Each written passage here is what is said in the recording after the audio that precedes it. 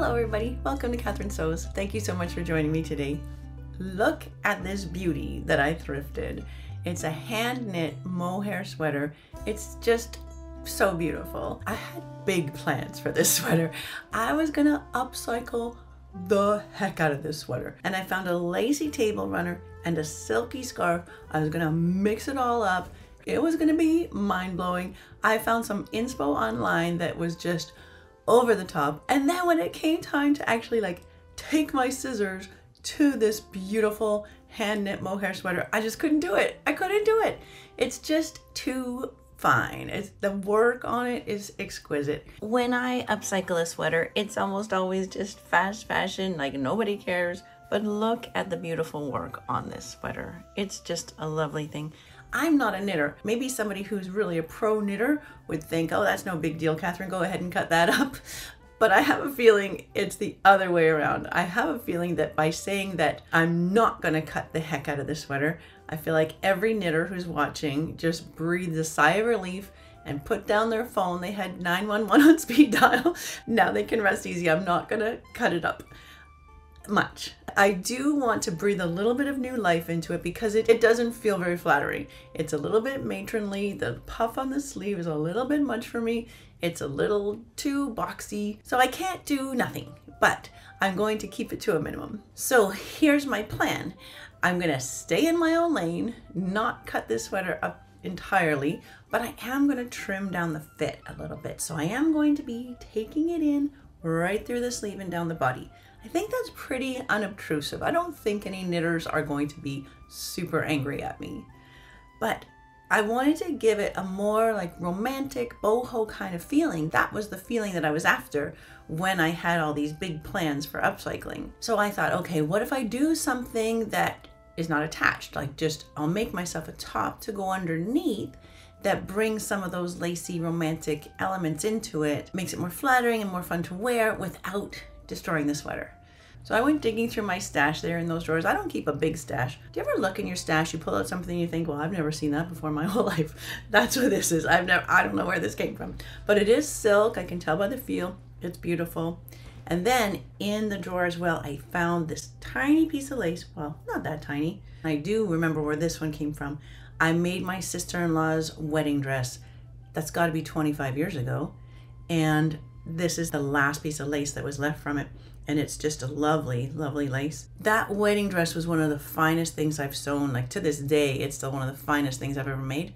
And if somebody cut it up to make it look funky, I think I'd be a little bit choked. So out of respect for the person who knit this sweater, let's keep it simple today. I'm gonna take it in. I might replace the buttons because they do this gaping thing even before I trim down the sides, right? So I might double up the buttons, and that I might do in a little bit of an unorthodox way that knitters might say that's not the proper way to do a buttonhole in a knit, but I think it's gonna work, so don't be mad. And then I'm just gonna put most of my time and attention today into this little camisole, which I have to make the camisole something that I'm comfortable wearing on its own. I made this little lace trimmed camisole a few years ago, and it's fine if I'm gonna keep the sweater on. But if I get hot and I wanna take my sweater off, there's no way I'm gonna walk around just with this camisole. So this one has to be something that I'm comfortable just wearing on its own. So that's a little more challenging too. So that is the plan for today. And if that sounds good to you, then let's get busy. So I've got it inside out now, and I'll be taking it in along here, and I think a good 1.5 inches up to 2 inches maybe, and that'll slim down the sleeve and the body. The clips are here just to make sure that that seam stays at the edge, that I'm not rolling it over and taking it more off the front than off the back or whatever. So the clips are sort of somewhat helpful. I think pins would just get lost in the knit. I'll take a little bit off the cuff. I think the maximum I can take is about 2 inches under the arm. So I'm eyeballing that. And then once I turn and come down, I'm in this more open lacy knit. I don't think I can avoid that though. Yeah, I'll come down with 2 inches, and I'm just gonna baste this first and make sure I'm happy with the fit before I cut anything. So I'll just come straight down like that. So to baste this, I'm not doing back tacks, and I've got my stitch length set to 5 millimeters long, and I'm just gonna follow that green line. Okay, so I'll try on that one side and make sure I'm happy before I duplicate it on the other side. I just basted that, and oh my gosh, yes, it's so much better already. It's just a lot more trim and just a lot more flattering. But when I tried it on, I realized that the sleeves were a bit long, and on a fast fashion sweater, I would cut off that cuff and reserge it a little higher up. But I just don't want to do that sort of cheater's technique on this because it's just too nice. So what I think I will do is do the little flipperoo at the seam here. I'll sew just to the cuff, and then I'll flip the seam allowance of the cuff the other way, because when I fold that cuff back, it's going to be the inside that shows. So I'll start again with the clips at the edge of the seam, just so that that stays put. And then it's just a matter of peeking underneath and putting my line in the same place. But I think I might just baste again and then try it on again and make sure before I finalize both seams. I'll just start at the cuff and come down, and then I'll look at flipping the seam allowance of the cuff to the inside. Okay, I'm gonna double check the fit before I cut. Okay, yes, it's beautiful, but what I just realized trying it on without this part of the cuff sewn is that I don't need to take in the cuff at all, especially if I'm folding it back. It's kind of good if the cuff is a bit loose. So my original sewing line is here. I'm just going to blend it into the cuff, and then that problem is solved. So now I'm using a straight stitch that is 3 millimeters long. So I'm going to go over my basting stitch, but this time, yeah, just blending into that cuff and using back tacks at the beginning and end. Okay, now for a zigzag. I'm using a zigzag stitch that's 3.5 by 3.5, and I'm just running the left side of my presser foot along my original sewing line here. On something like this, you definitely want the edges of the ribbing to be lined up nicely so you have a smooth line through there and not a little step. One side done. And now I'm going to cut. I think it was easier to zigzag first and then cut rather than dealing with fuzzy edges. So now I'm still procrastinating, aren't I? I'm trimming all little threads before I cut this because yes, I am scared. But okay, here goes nothing. I'm gonna just cut right beside that zigzag, making sure not to cut my stitches, but if I do, it's no big deal. I can just go over it. Now, some people have asked about my giant scissors, and they are huge, aren't they? And they are old, you can tell. This is Wiss Inlaid USA 20, and I have a link in the description to what I think is a very similar pair. They're also Wiss, but I got these scissors like 30 years ago when I was in fashion school in Toronto. And these scissors were one of the things in our expensive package of tools that we had to buy. But holy smokes, have they paid for themselves over and over. I don't even remember the last time I had them sharpened. It's been years. They are just the best things. So yeah, there is a link to one on Amazon that is also Wiss and also the same size. And they are beauties. Okay, well that wasn't too scary. See, I talked myself. I just chatted the way through that scary process and we're good. Beautiful. Both sides like that. Bob's your uncle. I think that is good. So that is going to turn back like that and the cuff is perfect, right? Oh, that was nice and fast and really not as scary as I thought it was gonna be. Okay, buttons. So before I remove these buttons, I'll put a green dot at each one. I don't know if it never did have a button at the bottom or if it's just missing one, but I would definitely like to have a button at the bottom. So I'll be sewing a button onto each of those spots and then one in between. And then I will have to finagle the buttonholes a little bit. Okay, so that is 4 inches. See, thank you to this knitter to make even that easy. I'll put one at 2. I've got my quadruple thread and I always start on the outside so the knot gets hidden. And if that knot pulls through, then I just split the thread here and put my needle between those threads so that the knot cannot just pull through. And I'm using tiny buttons. And I know you're thinking, you know, the buttonholes are going to just pop out over it. But I think I'm going to snug up the buttonholes. And having a smaller button is going to make it easier for me to kind of poke a new buttonhole. And because I have my quadruple thread, I only need to go through 3 times. And then my last little stitch going sideways, catch that loop, do that a second time, and then put my needle through one more time before I cut my thread. Good. So then it's nice and neat on the back. There's no knot on the back showing. I will go and sew on all of those buttons and then come back and show you what I'm going to attempt to do on the buttonholes. Okay, so the new buttons are on. I really like them so much better, but they are much smaller. And so I've got 2 different situations. One where I've got a button and no buttonhole, and one where I've got a button with a buttonhole that's too big. So let me show you how I dealt with those. For the one that's too big, I just took a doubled thread, and then I wove my needle up and down around all the stitches that are making that buttonhole. And then I just pulled my thread a little tight. So just tightening up that hole all the way around. And I just made sure that it can still fit over the button. I don't want to go too tight, but that's no problem at all. The thread just disappears in there. I can't even see it. In fact, I just kind of lost my direction there for a second. Yeah, it becomes very invisible. And once you're all the way around, just do a little knot. But that's a super easy way to just draw that buttonhole in and make it not quite so big. Okay, now the opposite situation where I don't have any buttonhole is almost similar. Right in between the two, that button wants to pop out right here. I'm not going to cut any of the threads. I am just going to start on the back with my double thread. Okay, and then all I'm going to do here is this is where I want the buttonhole to be. I'm just going to be making sort of sun ray stitches, kind of radiating out from that hole, stitching it back, like stretching open that hole, kind of connecting it to all of the stitches that are around it. So that's one reason why it's very good that I switched to a smaller button, because I wouldn't have been able to make the buttonhole big enough to accommodate those original big buttons. So just like that, I've got a buttonhole where there wasn't one. So then I tried it on and decided I didn't want the top button at all.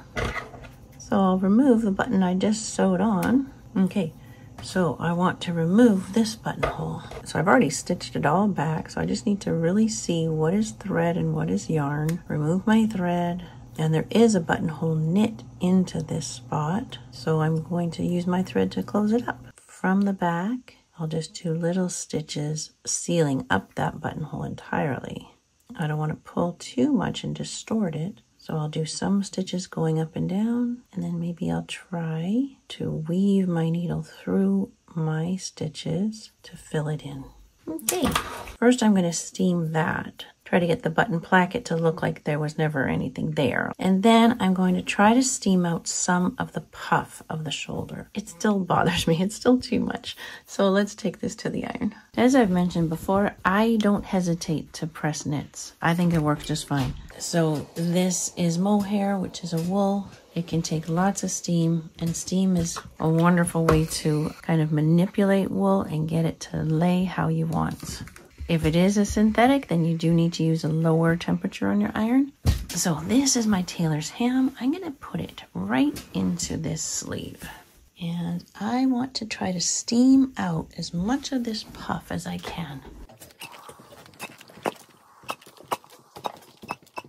So let it sit like that until it cools. You're absolutely right. I mean, you can see that that's making a massive difference. Beautiful. I love it. I'm so glad I didn't cut it up. It's beautiful. So this lovely remnant of silk, somebody had bundled up and put masking tape around, and that is just never a good idea. It's so sad. So I'm gonna have to avoid that area. So with my fabric folded on the bias like that, and then I'm going to use that camisole that I made a few years ago. So I know that the one that I want to make today is going to go straight across, like a right angle from the top of the peak here over to the center front. That's really the only difference I'm going to make here. And I might be wise to cut a bigger seam allowance because this one is a knit. And bias does have a lot of give, but I just should be safe. I think this one actually flares out a little bit more than I need. Anyway, I'll just give a little bit bigger seam allowance, maybe 1 inch, and take in if I need to. Okay, and then from here just straight across. Okay, that should do. Get that out of the way so I don't cut it, but then the ruler can help hold down the fabric, and so can my giant scissors. And then hopefully my rotary cutter is sharp enough. Oh yes, okay.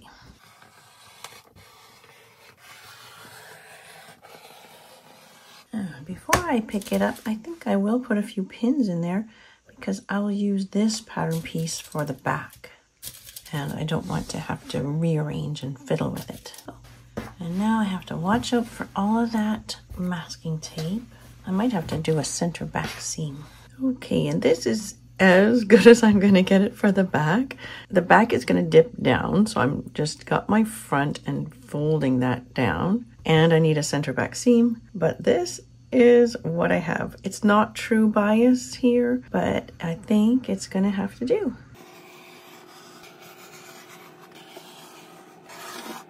I've got a little masking tape showing on the center back. Hopefully I'll be able to take in this center back seam. So right now I'm just, fingers are crossed that it's a little bit too big, especially since I didn't catch that corner. We'll just see.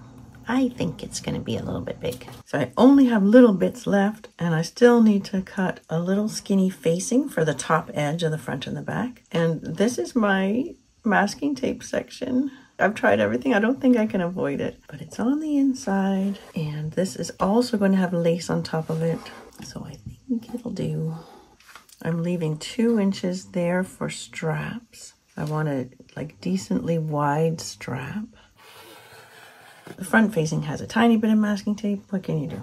So 2 back neck facing. Yes, just compare that to the depth of the front one.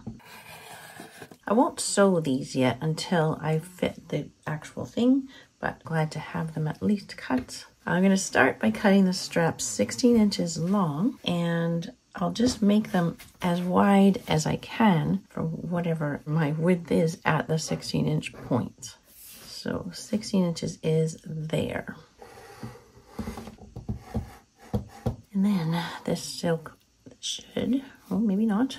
I thought it would tear easily, but maybe those jacquard flowers. Oh no, there we go. Okay. Okay, 2 straps. Now, I'm going to start by sewing that center back seam, but I decided that I might as well try to do a nice French seam. So right now I've got the wrong side pinned together, and I'll just sew barely a 1/4 inch seam down that center back. I just have a regular universal needle in here, so I'm just going to test it out on a scrap. And just a regular straight stitch. Well, that's lovely. Sometimes a needle can make like little pulls across your fabric, but this just seems perfect. Okay, so yeah, for a French seam, you start wrong sides together. You start by sewing about half of the depth of your seam allowance.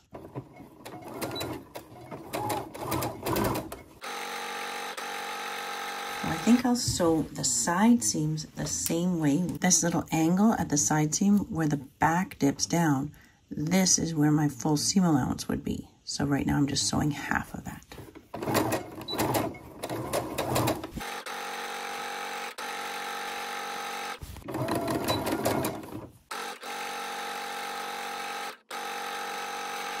Okay, I'll try it on. So yeah, it was too big. So that's amazing, isn't it? I traced a knit thing, but in a woven, it was too big. And that's all because of bias. It just has so much give. If I take in the side seam, the back, because the back dips down, is so much lower, right? So I don't want to just take this in. I actually want to remove this seam and move the whole back up. Oh, it also was too long. I'm just going to cut right along the seam line, right beside my sewing line. And then unpin.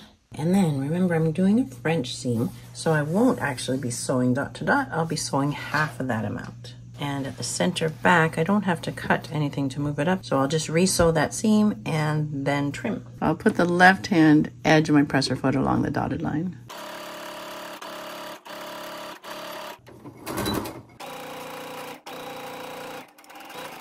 And I'm just going to trim it down so that I can do my French seam. So I'm cutting less than a 1/4 inch away from that first seam. Okay, we're in the home stretch here. This is looking lovely.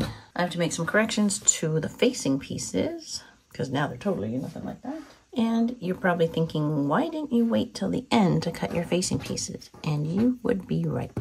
I thought it would be easier to cut them before I sewed, but the shape has changed quite a bit. So the seam line is here. I guess I'll do French seam on that too. I really should have waited till the end to cut my facing pieces. Who knew it was going to change that much?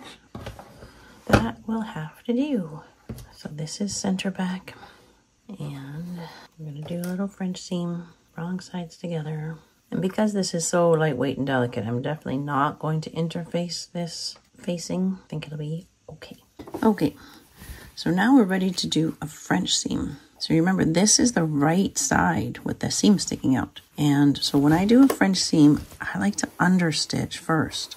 It just helps you so much to turn that French seam outwards nicely. So I'm pushing my seam allowance to one side. Doesn't matter at all which side. And from the inside now, this is the right side. So from the wrong side, I'm sewing through the 3 layers of the two layers of seam allowance and the 1 layer of the fabric.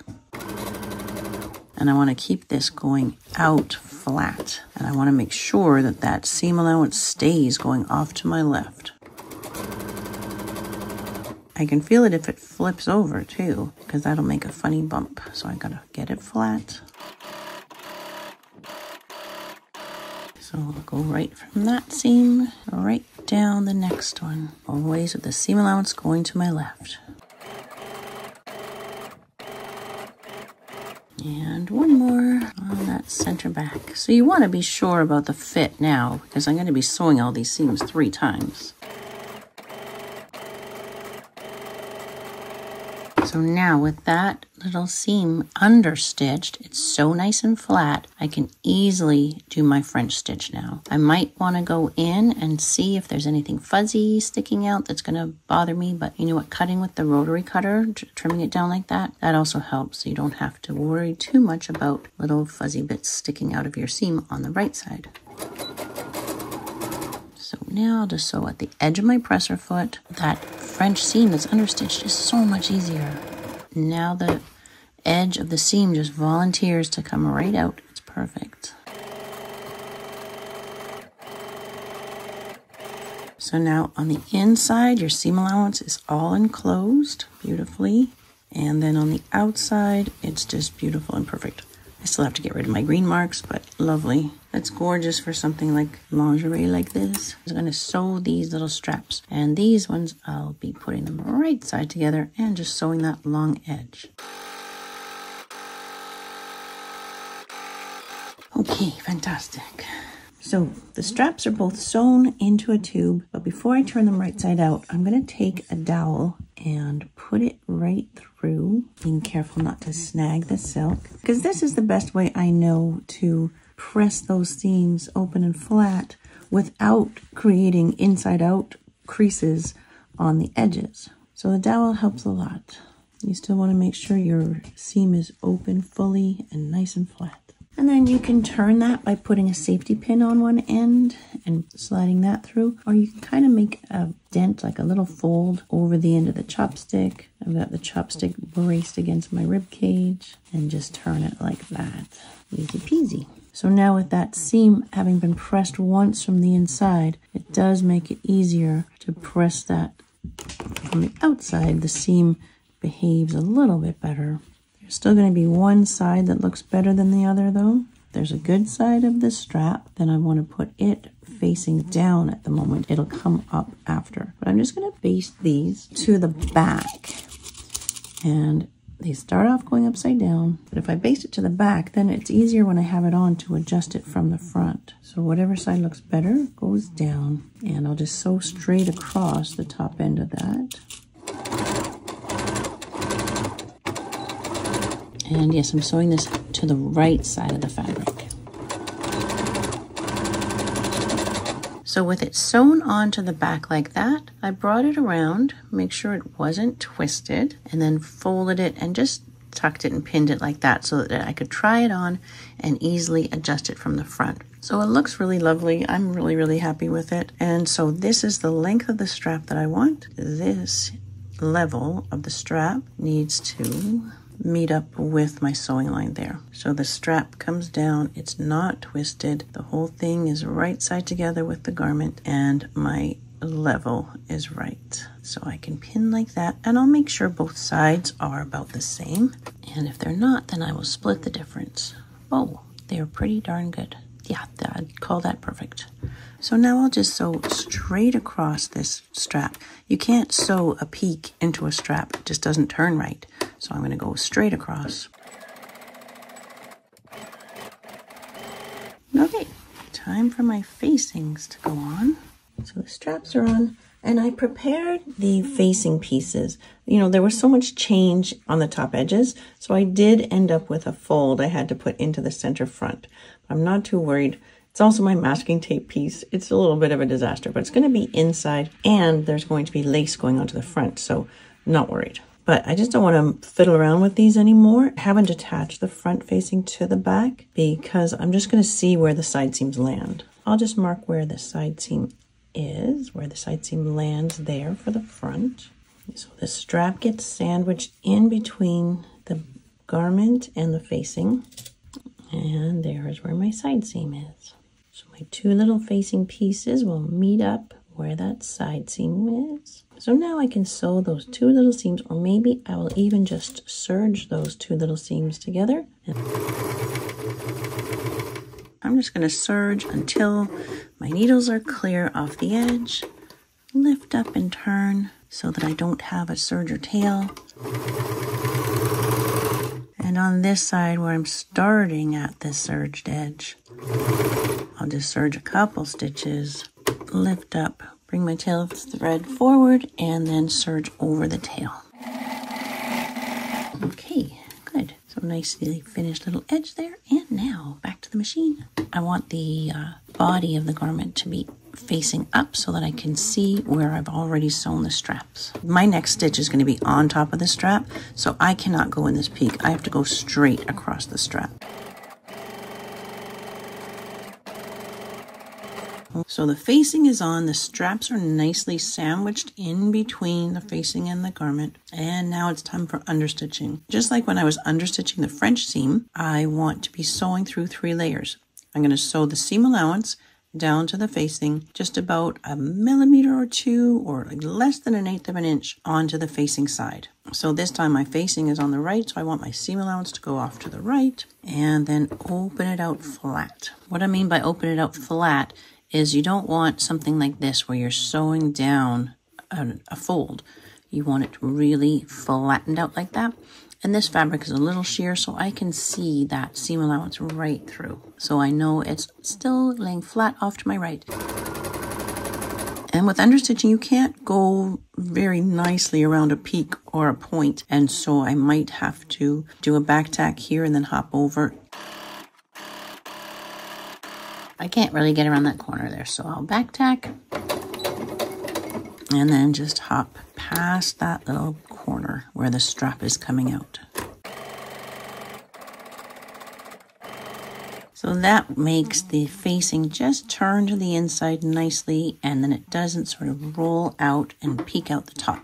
And then I've got 3 seams, right? The 2 side seams and the center back seam. And to keep that facing in, I'm just going to grab the edge of the facing and that French seam and do a little back tack right there. So it doesn't show on the outside. You just have to get everything lined up nicely and then sneak a little back tack right in that seam allowance.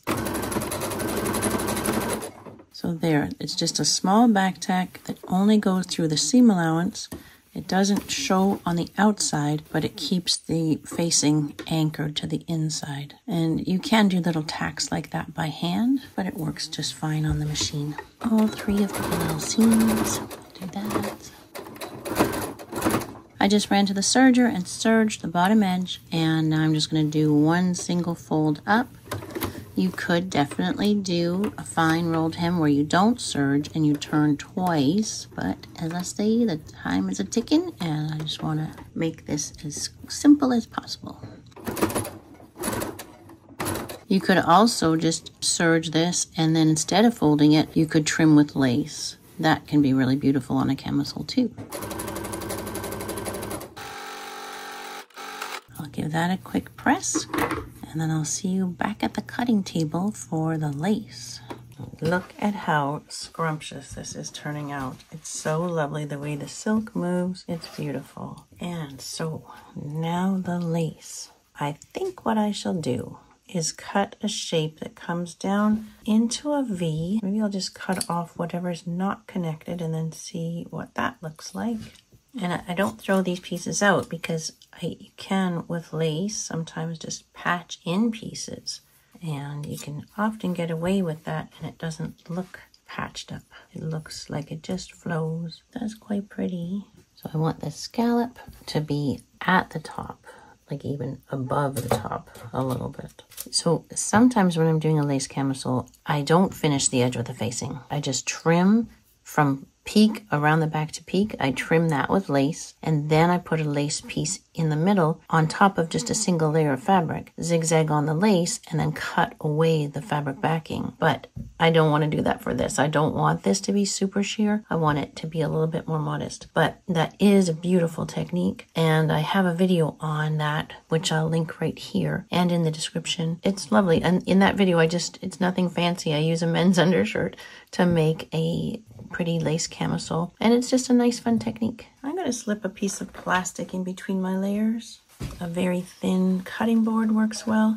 It just helps so that I'm not poking pins into the bottom layer. So you want a lot of pins here because I'm going to be going back and forth with tons of little pivots with a very fine zigzag going around the lace shapes.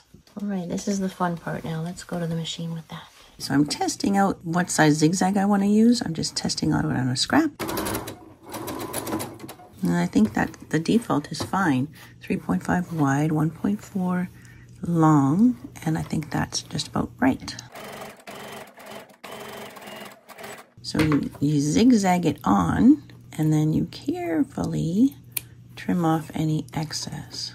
Working with lace it's really rewarding. It's lovely. Okay, let's give it a shot then. On my way to the machine, I did stop and popped it on over my head, which was not easy with all these pins, even harder taking it off. But I did make some adjustments. I cut more into it, made it more narrow, and also released it a little bit. As the bias pulls over the bust line, I released the lace a little bit.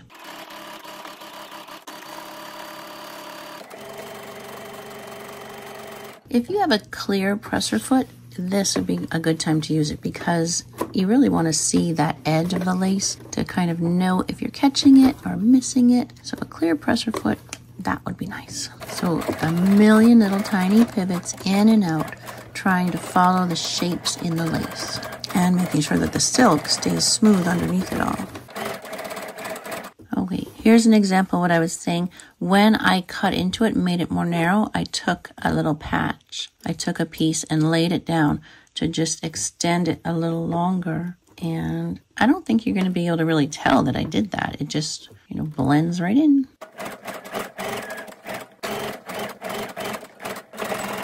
Phew, okay. That is done. So now with small scissors, you're going to trim off any little bits that stick out past your zigzag, especially of the netting part. That doesn't look nice when it's sticking out. That netting just has to go. And you can imagine how easy it would be to make a little nick in your silk. So this part really has to be done with patience and care. If I nick the lace, that's not as big a deal, right? I can always do my little patch. But if I nick the silk, I'm in big trouble. And then this, my friends, is done. Beautiful. And very satisfying.